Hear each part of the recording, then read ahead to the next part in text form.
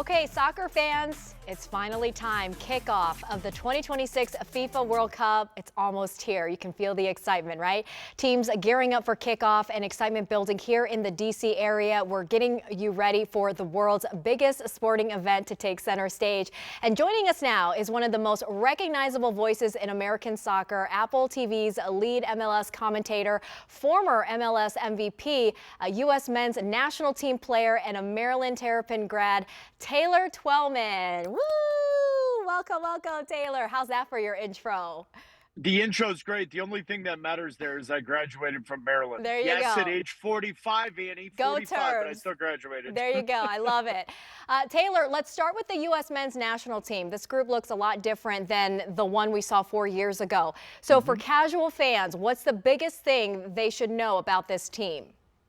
I would say that it's a favorable group. I think a lot of analysts have called it an easy group. I'm not sure I would totally agree with that, but I think the United States being in their own backyard, having a group where if they win the first game, there's about a 78% chance that they can win the group. And Andy, quite honestly, for the general public to know, the United States is not favored to win this tournament.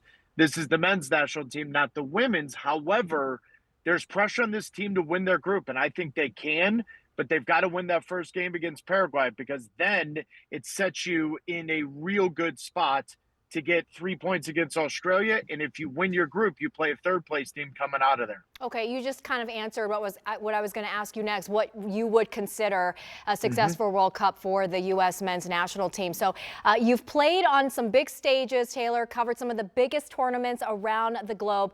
What's it like for players to compete in a World Cup on home soil? I mean, that's pretty special. Annie, I'm jealous. I think very few athletes get the opportunity that these players get this. And to think 32 years ago, the United States hosted a World Cup. There was no Major League Soccer around. There was very little soccer culture. Now, 32 years later, there's real culture here. There's soccer-specific stadiums. There's training facilities.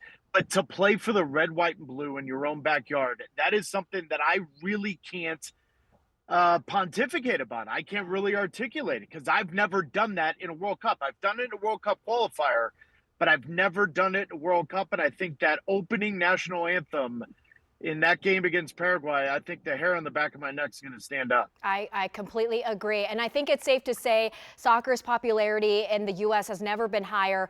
Could this World Cup be a defining moment for the sport in this country? What do you think, Taylor?